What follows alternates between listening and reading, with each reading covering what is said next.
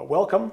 We have Professor Jadwigą Biskupską with us. We're here at the Orchard Lake campus at the Polish Institute of Culture and Research on Orchard Lake. And this evening we had Dr. Jadwigą Biskupska speak on her new book, Survivors, Warsaw Under the Nazi Occupation. We are very pleased to have her here. Hello, Dr. Biskupska. Welcome. Thank you. It's nice to be here tonight to talk about Polish history. This is a book, I wrote a book about Polish history, about Poles under Nazi occupation. But I often spend my time talking more broadly about the Second World War, about Nazi Germany, and about the Holocaust. So it's really valuable to be able to talk about this in the context of Polish history, of Polish Catholic history, which is very important in Warsaw. So how did this book come about? Where did this project come from? It took a long time to write this book. And you laugh. It always takes longer than someone thinks. Mm-hmm.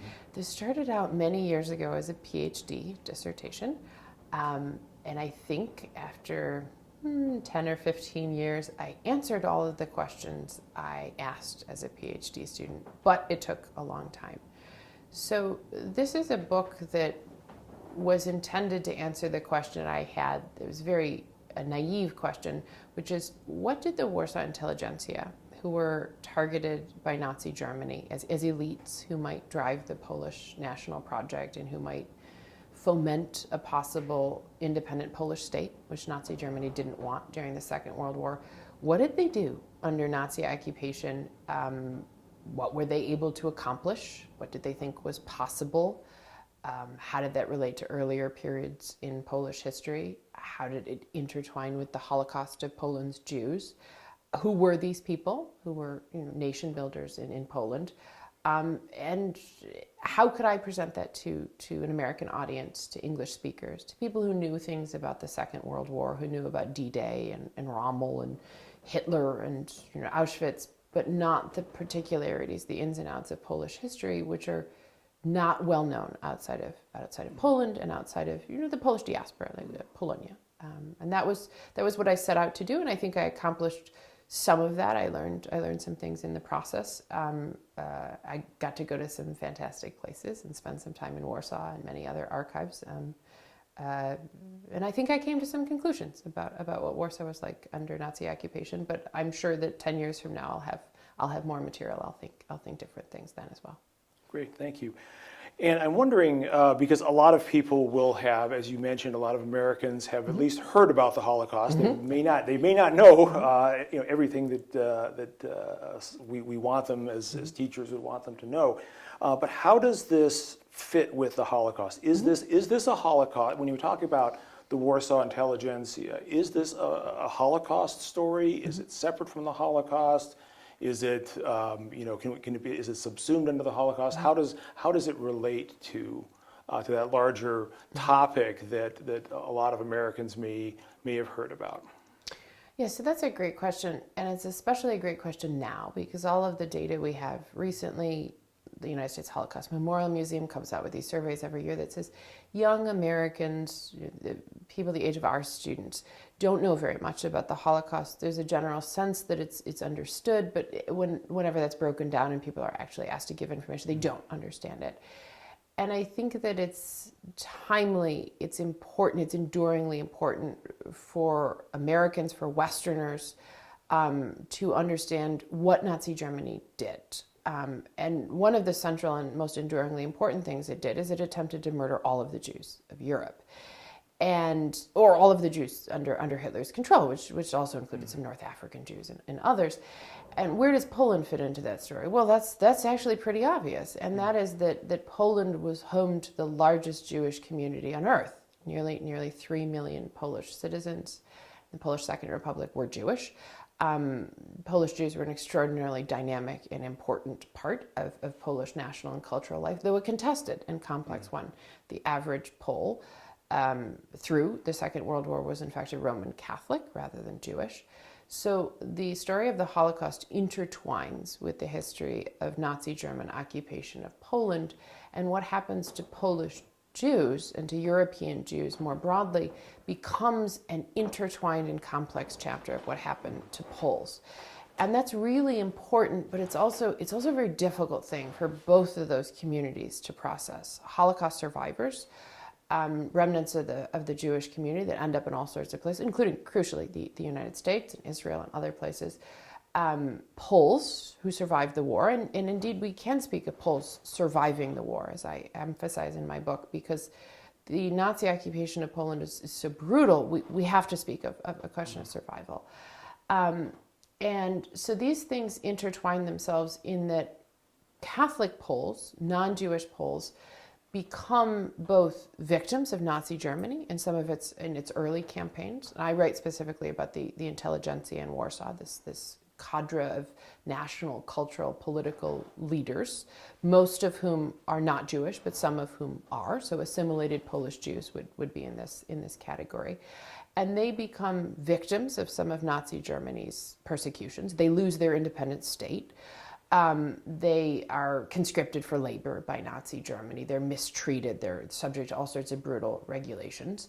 And then they become, unwittingly, some of the key observers, witnesses, of the developing and intense anti-Semitic persecutions that become murderous and that we know collectively as the Holocaust. So in Warsaw, the city that's the subject of my book, it's the capital of Poland. It's also the most important community the largest community of Polish Jews. It's the seat of all sorts of things in Poland, and it's a central node of Polish Jewish life. So one of the things we might understand about Poland under Nazi occupation during the war is it's a place where many persecutions are intertwined, where many people are targeted and killed by numbers. The Polish Jewish community is the central victim group there, but that should point towards the fact that in Poland, experience was brutal and complicated and fractious, and the memory of the war, therefore, is inflected through people's particular identities. Were you Jewish? Right? That means a very particular fate. Were you a Catholic priest?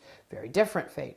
Are you a peasant? Are you a child? Right? Are you elderly? So this experience is extraordinarily fraught, and it's complicated. It's hard to simplify, and with time and with great distance from Poland, right? We're in Michigan here, that's very far from Warsaw emotionally, right, geographically, is that the temptation is to try to simplify that story. And this is a very hard story to simplify. Good. And speaking of that, when we talk about the group that you're most interested in this book, the Warsaw Intelligentsia, and you also have used the term elites.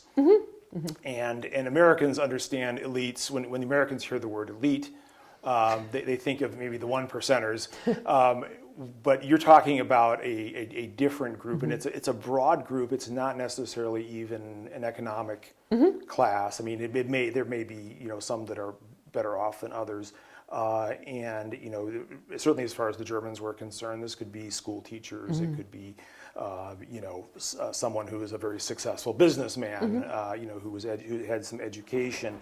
Can you talk more about kind of define this group and sort of what for an American audience, what was this group? Who were they, and how did they collectively have an identity as intelligentsia? So it's one of the things we're taught to do, and people need to do if they want to make sense, is you have to define your terms. And I'm using this word intelligentsia, but that word doesn't really work in English. And we don't have a direct synonym.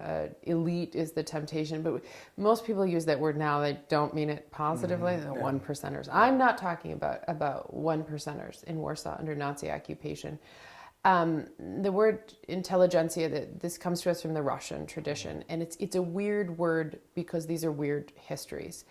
At least to us. To Americans, to Americans, to Westerners. And now, of course, America has a weird history. I'm going to say that as American. All histories may be weird. Is that if you look at them in the right way, they're all really weird. But Polish history, I think, among European states, among European nation states, has this very tortured history that marks Poles, that marks the Polish landscape. And the word intelligentsia sits at the center of that. So if you can explain who these people are, you can explain a lot of the reasons that Polishness is odd, because there's essential kind of weird algebra to modern Polish history. And that is that in the modern world, say since since the French Revolution, right, in 1789 until now. Most of the time, there hasn't been a sovereign Polish state. And yet, in East Central Europe, in much of the Western world, there's been a recognition that there is something called Poland and there are people called Poles. So the big question in Polish history, which is not to say the big question for Poles now who have plenty of their own concerns, but I think the big interesting question at the heart of Polish history is, how do we explain the fact that there are people called Poles, that there is something coherent to be meant by terms like Polish culture, and yet there's not necessarily a container of statehood for that. So Poles are a people who have a once and future state in many moments. And during Nazi occupation, arguably they don't have a state. They don't have a functioning state. There's a government in exile in France and then in London, but Poles aren't being governed in a day-to-day sense under Nazi occupation during the Second World War, in any sense that you and I would take for granted. So who are the intelligentsia? Let me double back to that. When I use the term intelligentsia, I mean a group of people, self-conscious actors, who think of themselves as Polish. By and large, they speak and write in Polish, though many of them are multilingual. And who are these people functionally speaking? Well, they're the people who considered themselves Polish even at times when that was not an advantageous thing to be. And the crucial moment for that are the partitions of the majority of the 19th century, up until the founding of an independent Polish state after World War I, beginning in 1918. So the intelligentsia are essentially the community of people who still believe in an idea of Poland and who sustain Polish culture and Polish letters, and they do so under systems of occupation, of imperialism, under Russian and Prussian, later German partition, under Austrian partition. So they we might say, keep Polish culture alive. And it's easy to say that in a sort of an optimistic idiom, but I'll note here that this is not a consensus group. This is not people who all have one political program or are moving in lockstep. These are people who are reading Mickiewicz to their children, but they're also people who are fighting amongst themselves about what it means to be Polish, what the future should be like. They're keeping we might call it a national conversation alive in the Polish language. Now, why do they matter in 1939? Well, because for 20 years, these people had sort of normalized into a state, right? They'd become bureaucrats and doctors and lawyers and college professors and priests, and they'd raise their children because Poland had become normal in the state sense. It had acquired an independent state. So the importance of the intelligentsia in the interwar period could be debated, though those are pretty key people to profit culture and society. But suddenly in 1939, when Nazi Germany invades, Poland again doesn't have a functional state. So this intelligentsia mission revives. A group of people, especially in Warsaw, start figuring out what to do under the horrible circumstances of occupation. And the people who still think, well, if things go well or they don't just go comprehensively badly, we might be able to resurrect some sort of independent state. Those people are functionally the intelligentsia under these circumstances, and they very self-consciously see themselves as the inheritors of this partition tradition, that they look back to traditions of 19th century uprising or of positivism and other things. They see themselves as carrying on in that tradition. They're the continuers of a Polish national project. But I'll note here again that they're not in agreement about what's going on. Precisely one of the things I trace in my book is they had ferocious disagreements about short-term and long-term priorities, violent rejection of Nazi occupation. Should there be violence? When should there be violence? Allied with whom? Was violence pointless? What to do about the developing Holocaust? Questions of Polish Jews, where do they fit into Polish society? Other things that I spend a lot of time researching this is what to do about young people. How to, inculcate them into this mission, and that became therefore a project of education, which I would argue is one of the great successes of the Warsaw intelligentsia. Is they educate a new generation of young people in Polish to read Polish literature and know Polish history, but also to do things like study geometry and the classics. They raise a new tradition of educated, self-conscious people despite the incredibly difficult circumstances of occupation. So that's who these people are, and then of course why are they important to Poland? Because the main continuity in modern Polish history is that statehood, sovereign statehood, has not been the norm. Great, thank you. And I'm wondering about that question of education, because it's something I know you've touched on. You touched on quite a bit in the book and in the talk you gave here this evening.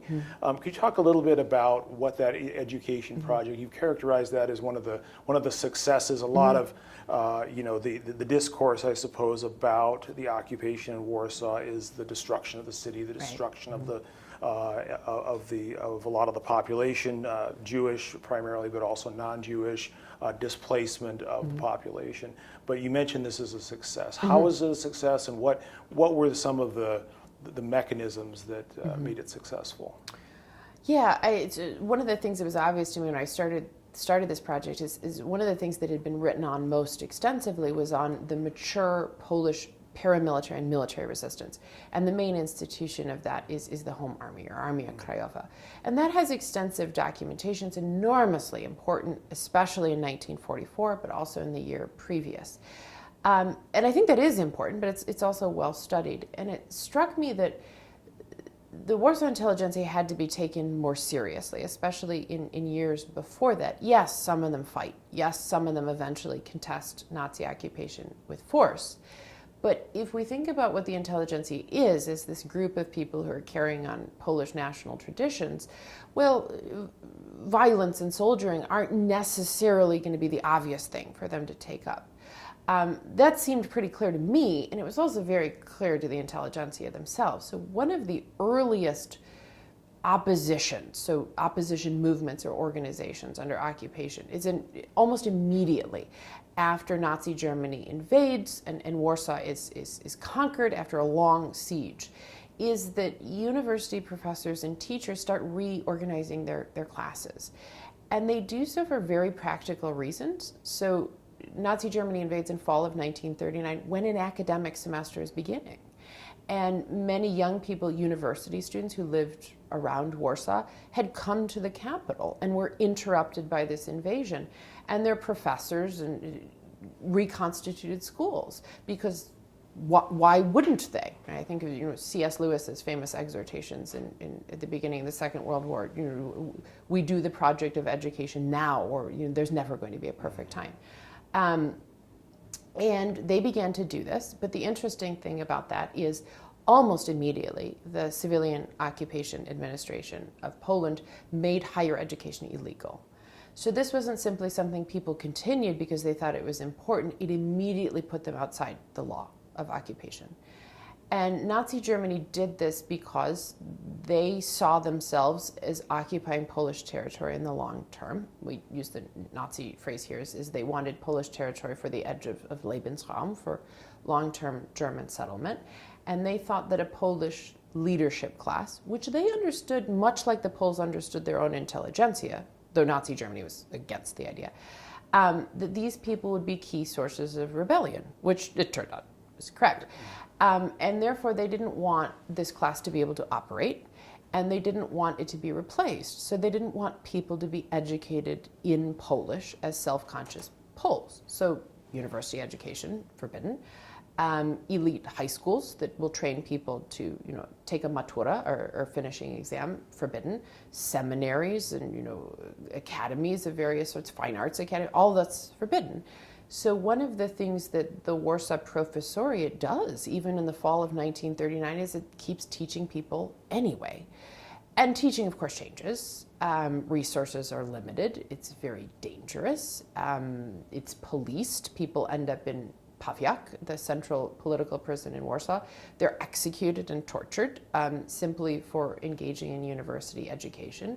But there's huge numbers of people who want to study, who continue this project. At the university level, we have detailed records of the University of Warsaw operating underground in various faculties. And it's fascinating. The documentation is fascinating. What people studied, who was teaching them. One of the things that happened over the course of the occupation is the student body became increasingly female, right? Except in theology and seminary studies. But even the hard sciences were increasingly the domain of women. Why? Well, because young men increasingly turned to paramilitary and military resistance. But education under occupation is a fascinating story of a society trying to survive, to think about the future, and also for people to occupy their children and teenagers. And that became educating them, and huge numbers of people who we wouldn't think of as resistors became involved in this project because they were intellectuals, because they were teachers, because for 1,000 reasons. But the result is that in occupied Warsaw and in other places in Poland, you could actually get a formidable education in the classics, in the arts, in the humanities. Less size is sort of different. And we know, based on the wartime high school examinations and the later careers of some of the people educated this way, that significant intellectuals and artists and thinkers were trained. And we might even think that in some ways that their education was more important to them because of the circumstances under which they studied. And I think by my own sort of modest measures, and also by the assessment of the people involved, by these intelligentsia figures, the underground educational system at the high school and university level was a stunning success, which doesn't mean it didn't take casualties, but its overall results during the war and thereafter, I think, demonstrate that this was a successful and vibrant way to educate young people. Was there an ethical and moral component to this? One of the things that I have talked about with my students is this notion of educating for a future Poland, and sort of what sort of Poland is it going to be, and if we have young people shooting, they're going out and killing other people, which maybe they have to do we limit that?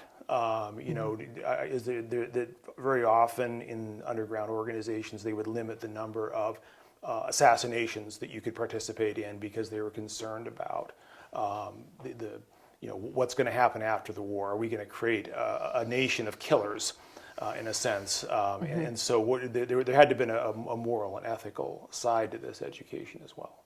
So there's a lot of thinking that appears in the periodical literature and Warsaw Underground and in people's diaries about sort of what happens after this. And there's not a consensus, but there are a lot of people raising that question in different ways. And priests and catechists and parents is the obvious one. And there's no one answer, and young people themselves, who are the people being worried about, have a million different answers to these questions. And there are people who are devoutly religious teenagers and things who swear off alcohol and cigarettes and things. And then there are others who are kind of go wild under occupation. But I think maybe the most concrete way we could answer that question is in some of the sort of courses of study or syllabi of the underground high schools. Universities are a bit different. Their goal was to continue as much of pre-war education as was possible in limited circumstances, in seminar style, obviously, no big lecture halls. They're occupied by the Wehrmacht, by and large, in Warsaw. But in high schools, I found in the course of my research the basically school planning materials of a few underground schools, right? And there were schools operating above ground that were allowed by the Nazi occupation, but those were by and large supposed to be vocational schools. They weren't supposed to teach a humanities curriculum, this ethical curriculum. And some of those were supplemented sort of on the sly, right? Boys would learn agricultural sciences, but they'd also be taught Catholic religious catechesis. That was illegal, but they were. But I went through a number of school books of several underground schools, and it's fascinating what they prioritized. The goal was to give as broad an education to these young people as possible. And some things might surprise you. For instance, many of the children were learning things like Latin. You might not think that's practical, but who knows? Many of them were learning German, and we could think about why that's true. But there was a strong emphasis on Polish literature, Polish history. That probably doesn't surprise us. And there was a strong emphasis on consistency of student behavior. Are they tardy? Are they turning in their assignments? We can think about character formation there. One document I ran across from one of these underground boys' schools is that the last semesters, as the Warsaw Uprising breaks out, we lose records, right? The school ceases to function. And there's there's a survey taken after the war of the boys who survive in their families. And it's a questionnaire. I didn't get any of the responses. They don't show up in the archive, but it's a questionnaire about, what did you study in school, and what classes did you take, and what was your address, and how old were you, and what is your career now? So how good was this education? And the last question is, well, what happened to you during the uprising? So this project breaks down because of the circumstances of the occupation, but there's every indication that the people teaching the young teenagers know themselves to be teaching not simply future professionals, doctors and lawyers, but they think of themselves as building a society that's in contrast to the way that Nazi German occupation is demeaning people. And that's very obvious that they're doing that ethics and catechesis and things are a huge part of what they're teaching. Now, is that a huge part of what the boys and girls remembered? That I don't have documentation on. But certainly from the educator perspective, that was the focus. Very good. And finally, just we'll finish up with one last question. The fate of the intelligentsia after the war. Was it the same Warsaw? I mean, after the war, obviously Warsaw's rebuilt. But many people are killed. Many are sent into exile. Many no longer live in Warsaw for whatever reason. Is there still after the war a Warsaw intelligentsia that reconstitutes itself? And is it the same, or is it a new creature? So yes and no. I would say that one of the arguments about what happens in the immediate post-war in Poland is that the intelligentsia is fractured, that the occupation and the uprising in 44 and the ghetto uprising in 43, which destroys the young Polish-Jewish intelligentsia, is a body blow to this intelligentsia project. But in the course of the existence of People's Poland, an intelligentsia is reconstituted. And we have a very good literature on that, how that's rebuilt and who rebuilds it. But we shouldn't be naive that between 1944 and 1945, a huge number of these people are killed or persecuted or scattered. And in the conclusion of my book, I try to trace their individual fates. And I'll say a couple. It's hard to characterize because they're so different. And so what they do during the war, whether they engage in opposition or substantive resistance, hugely important in determining their fate. I'll note first that there's big categories. One, if you're a Polish Jew, if you're in the Warsaw Ghetto or part of the Polish Jewish community, the likelihood you survive is very small. Okay? So there's huge losses to the Polish Jewish community. Poland's Jews are comprehensively wiped out. Warsaw's Jews are. A few people who show up in my book do survive to the end of it. Yitzhak Zuckerman, for instance. So there's a few sort of precious survivors of that community. I'll also note that generation matters. By the end of the war, it's young people who are leading active, aggressive resistance. So there's a huge generational shift. And those who are still early in their lives, in their early 20s, when the war ends, they have very different decisions than their parents, their elders. Many of them try to make it in People's Poland to sort of transition to this new state. Maybe it's not the state they wanted.